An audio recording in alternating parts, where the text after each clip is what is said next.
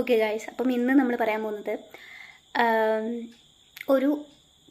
ഒരാൾ അയാൾ കുറേ സൂപ്പർ പവേഴ്സ് ഉള്ള കുട്ടികളുടെ അടുത്ത് വളർത്തുന്നു. ഓക്കെ, അയാളെന്ന് പറഞ്ഞാൽ ഒരു മിസ്റ്റീരിയസ് മാനാണ്. അത് അയാൾ ആരാന്ന് നമുക്കറിയില്ല. ചിലപ്പോൾ നമ്മൾ തോന്നും ഇയാളുടെ റോബോട്ടാണോ, ഇയാൾ ഏലിയനാണോ, അങ്ങനെ വരെ നമുക്ക് അതിൻ്റെ ക്ലൈമാക്സ് എത്തുമ്പോൾ തോന്നും. ഓക്കെ, അപ്പോൾ അങ്ങനെ ഒരു സീരീസാണ് നമ്മുടെ rainbow academy. Okay, rainbow academy തുടങ്ങുന്നത് തന്നെ ഈ മിസ്റ്റീരിയസ് മാനിൽ ഇയാൾ മരിക്കുന്നു. അപ്പോൾ ഇയാൾ മരിച്ചു കഴിഞ്ഞപ്പം എന്താ സംഭവിക്കുന്നത് വെച്ചാൽ ഇവരെല്ലാവരും അറിയാം, ഈ കുട്ടികൾ, ഈ സിബ്ലിങ്സൊക്കെ അവർ വേറെ വേറെ സ്ഥലത്ത് എന്തൊക്കെയോ പണി ചെയ്തുകൊണ്ടിരിക്കുകയായിരുന്നു. ഡിഫറെൻറ്റ് ആൾക്കാർ അവർ അവരുടെ ലൈഫായിട്ട് മൂവ് ഓൺ ചെയ്തിരിക്കുകയായിരുന്നു.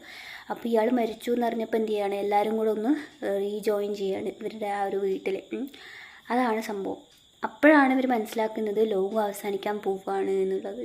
ഓക്കെ, അപ്പോൾ ലോകം അവസാനിക്കാൻ പോകുമ്പോൾ ഇവർക്കൊക്കെ കുറേ സൂപ്പർ പവേഴ്സ് ഉണ്ട്. അപ്പോൾ ഈ സൂപ്പർ പവേഴ്സ് യൂസ് ചെയ്തിട്ട് ഇവരെങ്ങനെയാണ് ഈ ലോകം സേവ് ചെയ്യുന്നത് എന്നാണ് നമുക്കതിലൂടെ ത്രൂ ഔട്ട് കാണാൻ പറ്റുന്നത്. പക്ഷേ ഇതിൽ പിന്നെ കുറേ പ്രാവശ്യം ലോകം അവസാനിക്കും. അത് വേറെ കാര്യം. ഇത് റിപ്പീറ്റായിട്ട് ഇങ്ങനെ നടന്നുകൊണ്ടേയിരിക്കും. ഓക്കെ, അത് അതിനകത്ത് നടക്കുന്നതാണ്. അപ്പോൾ ഇതിൽ ഇവർ കൂടുതലായിട്ട് മെയിനായിട്ട് ലോകം രക്ഷിക്കുക അതൊക്കെ സൈഡിൽ കൂടെ, വേൾഡ് സേവ് ചെയ്യുന്നത് സൈഡിൽ കൂടെയാണ്. ആക്ച്വലി അതിൽ കൂടെ അതല്ലാണ്ട് അവർ മെയിനായിട്ട് എന്താ ചെയ്യുന്നറിയോ, ഇവരുടെ ഫാമിലി ഫിക്സ് ചെയ്യുക, ഇവരുടെ റിലേഷൻഷിപ്പ്, എല്ലാവരും തമ്മിലുള്ള ഒരു റിലേഷൻഷിപ്പ് ഫിക്സ് ചെയ്യുക. പിന്നെ ഇവർക്ക് ചൈൽഡ്ഹുഡ് ട്രോമാസ് ഉണ്ട്, ഐഡൻറ്റിറ്റി റിലേറ്റഡ് ആയിട്ടുള്ള ഇഷ്യൂസ് ഉണ്ട്. അപ്പോൾ അതൊക്കെ എങ്ങനെയാണ് അവർ ഡീൽ ചെയ്യുന്നത്, അങ്ങനെയുള്ള കുറേ കാര്യങ്ങളൊക്കെ ഇതിനകത്ത് പറയുന്നുണ്ട്. പിന്നെ അതുപോലെ തന്നെ മ്യൂസിക് ഒരു രക്ഷയില്ല. ആ ഒരു മ്യൂസിക്കിൻ്റെ ആ ഒരു പ്ലേസ്മെൻറ്റ് അത് വേറെ ലെവലാണ്. അപ്പോൾ തന്നെ നമുക്ക് അതിൻ്റെ ഒരു എഫക്റ്റ് നമുക്ക് മനസ്സിലാവും.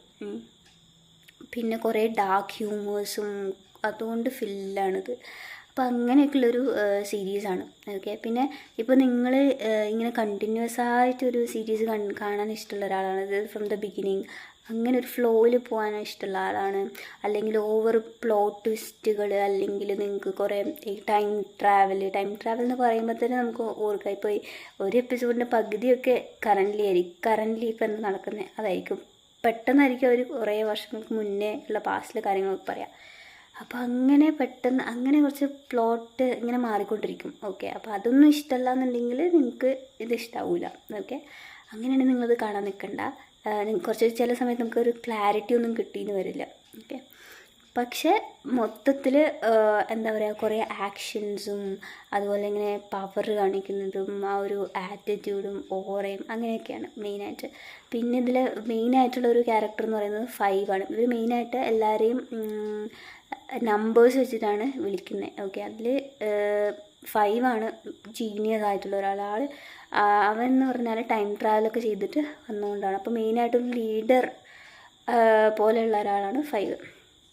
അപ്പോൾ 5ൻ്റെ നല്ല ഒരു ക്യാരക്ടറാണ്. പിന്നെ അതുപോലെ നമുക്ക് വിക്ടർ ഉണ്ട്. ആൾ ഭയങ്കര ക്വയറ്റാണ്, ആരുടെ അടുത്ത് അങ്ങനെ സംസാരിക്കുന്നില്ല, പക്ഷെ നല്ല പവറൊക്കെ ഉള്ള ആളാണ്, പവർഫുള്ളാണ്. അങ്ങനെ കുറേ ക്യാരക്ടേഴ്സ് ഉണ്ട്. ഒരു അത്യാവശ്യം നമുക്ക് കാണാൻ പറ്റുന്ന ഒരു സീരീസാണ്. ഇപ്പോഴും ഒരു 10-ൽ 8 ഒക്കെ കൊടുക്കാം, ഈസിലി ഒരു 8 കൊടുക്കാം. പിന്നെന്താ, അപ്പോൾ നിങ്ങൾക്കിപ്പോൾ ഒരു സൂപ്പർ ഹീറോ പ്ലസ് ഒരു ഡ്രാമ കൈൻഡ് ഓഫ് സീരീസ് ഇഷ്ടമാണെന്നുണ്ടെങ്കിൽ നിങ്ങൾക്ക് എന്തായാലും കാണാൻ പറ്റുന്നതാണ് നമ്മുടെ അംബ്രല്ല അക്കാഡമി. അതിൻ്റെ സീസൺ 2 റീസെൻ്റ് ആയിട്ടാണ് ഇറങ്ങിയത്. അപ്പോൾ സീസൺ 1 അവൈലബിൾ ആണ്. സൂപ്പറാണ്, നിങ്ങൾ കണ്ടു നോക്കുക. Okay, yeah, that's all.